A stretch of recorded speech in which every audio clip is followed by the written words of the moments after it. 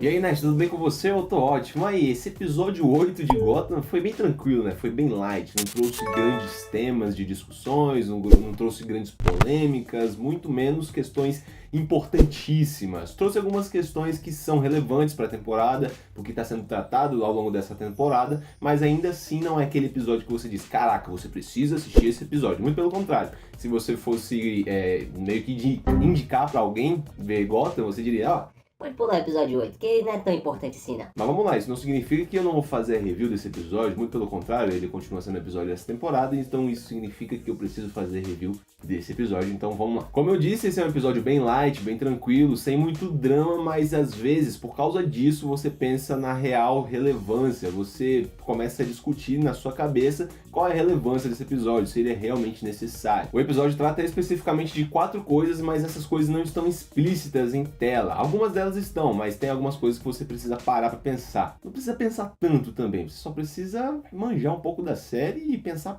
um pouquinho, usar 10% da sua mente. O que está em destaque nesse episódio são os fantasmas do passado de Harvey Bullock que voltam nesse episódio, né? Do nada eles colocam uma coisa lá da primeira temporada para aparecer agora na quinta, para reforçar um pouco a bússola moral do Harvey Bullock, algo que já estava explícito, mas que talvez a gente tenha esquecido. Por isso, a relevância, algumas coisas que estão entre linhas, você precisa parar para pensar um pouco. Acontece um assassinato lá naquela boate lá da Sirens, da Bárbara, então a Bárbara chama os policiais do DCPD para investigar esse caso e o Harvey acaba descobrindo que isso tem a ver com o caso que eles fizeram parte lá no passado, antes mesmo dele conhecer o Jim Gordon. Foi bem antes mesmo, quando o Harvey ainda era jovem, provavelmente magro. E é aquilo, esse caso não tem outro objetivo senão reforçar qual é a bússola moral do Harvey, qual é o código dele, quem ele é. A gente tinha descoberto lá na primeira temporada, a gente viu que o Harvey Bullock era um policial corrupto, ele tinha métodos um tanto quanto questionáveis, e ao longo das temporadas isso foi caindo em esquecimento. A gente começou a entender que o Harvey era como o Jim Gordon, era um justiceiro, ele acreditava no sistema e tal, mas não é bem assim. Esse episódio deixa isso claro, tem esse objetivo de deixar isso claro, que o Harvey não é um bom policial, ele ainda é um policial corrupto, e isso ele vai carregar pro resto da vida dele. Inclusive tem uma cena em que aquela imitadora se passa pelo Harvey e ele leva aquele carinha lá, o Dix, um antigo colega de trabalho, um antigo parceiro do Harvey, para dentro de uma sala nos fundos lá, enfim.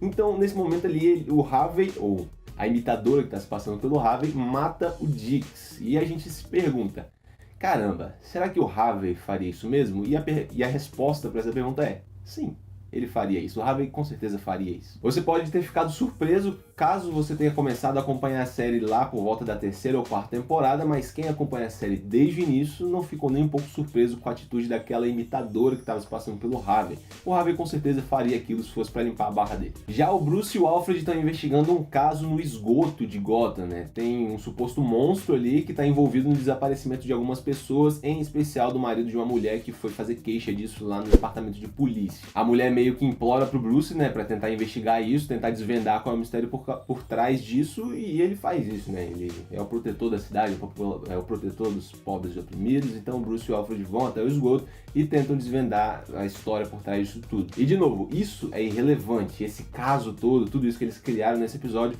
é irrelevante, só que tem uma informação no meio dessa história toda, no meio dessa investigação do Bruce e do Alfred, que é importante para uma história que estava sendo trabalhada até o episódio 7. Num determinado momento, o Bruce e o Alfred chegam à conclusão de que aquele homem que está lá dentro do esgoto, ele só tá daquele jeito, ele só tá louco daquele jeito porque ele entrou em contato com aquela água contaminada com os compostos químicos que vazaram dentro do rio de Gotham, os compostos químicos da Ace Chemicals que apareceram no episódio 7. E por um acaso, se você for lembrar bem, o Jeremiah caiu dentro de um tonel cheio daqueles compostos químicos, ou seja, isso provavelmente também vai ter consequências para a mente do Jeremiah. E é só, cara, esse caso é só um pretexto para dar pra gente essa informação de que aqueles compostos químicos podem mexer com a sanidade das pessoas e com certeza vai mexer com a sanidade mental do Jeremiah Velasca, transformando ele naquele vilão lá que você gosta bastante, o Coringa. Olha que legal! Do outro lado nós temos o Oswald e o Ed trabalhando juntos na construção daquele submarino. Trabalhando juntos não, né? Inclusive é uma das queixas do Ed durante esse episódio. Ele diz que somente ele tá trabalhando. O Pinguim não tá fazendo nada, ele só tá ali mocegando, entendeu? Cara, dá um tempo. Se você tá assistindo até agora, significa que você deve estar curtindo o vídeo. Então faz o seguinte, se inscreve no canal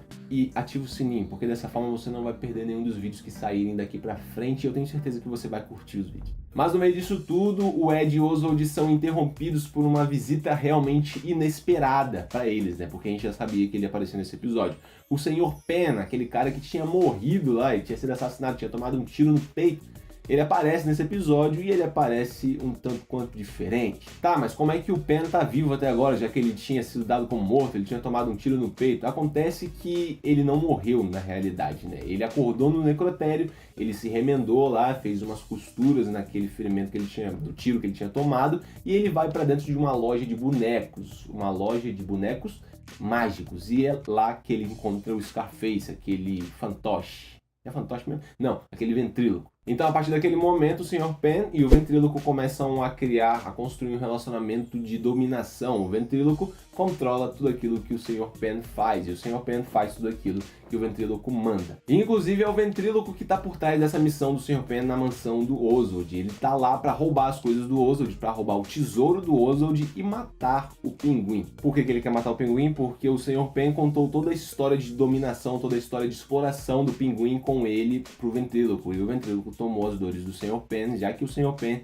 é meio que um hospedeiro do ventríloco. Mas tudo isso foi em vão. O Penn e o ventríloco acabam sendo mortos pelo Ed. O Ed mata os dois e parece que dessa vez vai ser definitivo ou não, né? Eu tenho uma teoria pra isso aí. E no final da participação desses dois, parece que o Ed e o Oswald realmente se entenderam definitivamente. Eles agora são cúmplices de crime. E isso pra mim é um déjà vu, porque eu já falei sobre isso nas reviews da 4ª temporada. Eu já falei isso lá na 4ª temporada umas 2 ou 3 vezes.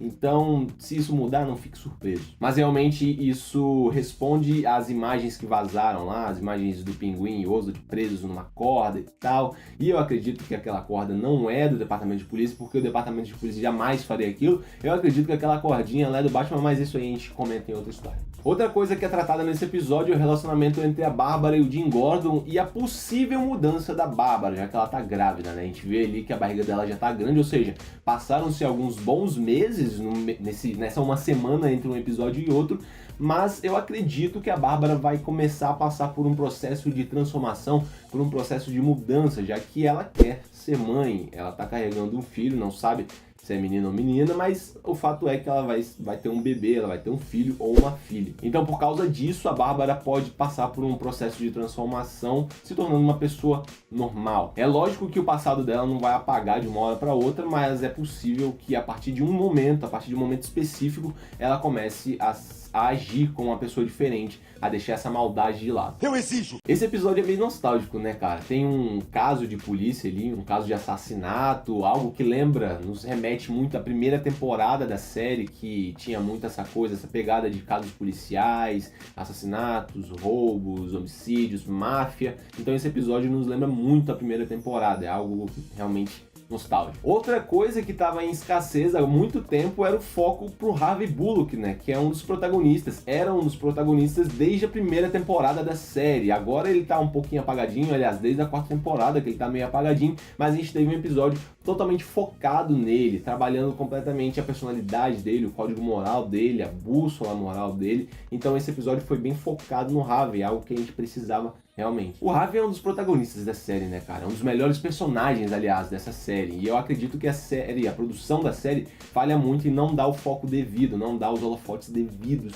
pro Harvey. Serve como referência ao easter egg o fato de que o Oswald estava errando o nome do Arthur. Ele estava chamando o Arthur de Arnold. E isso é uma referência ao nome real do ventriloquista. Eu acho que é isso o nome, eu acho que é assim que fala. O nome verdadeiro, o nome oficial do ventriloquista é Arnold Wesker. Por isso que o Pinguim estava fazendo essa confusão aí, serve como um easter egg. Só por isso mesmo, não tem outro objetivo. Fanservice, cara, isso se chama fanservice. E foi isso, eu acredito que não tem nada mais de especial nesse episódio que eu preciso falar. Como eu disse, foi um episódio realmente muito tranquilo, foi muito paz. Então é isso, eu espero de coração que você tenha gostado. Se você gostou, deixa o like, se inscreve no canal e compartilha com seus amigos. Não esquece de me seguir no Instagram, que é onde eu faço mais postagens. Eu vou te avisar que tem vídeo por lá e de quebra você vai estar me conhecendo melhor. Então é isso, até a próxima, valeu. Pensa num vilão bizarro, cara. Ventriloquista, rapaz, toda vez que eu falo ventriloquista, alguma coisa no meu cérebro diz que tá errado.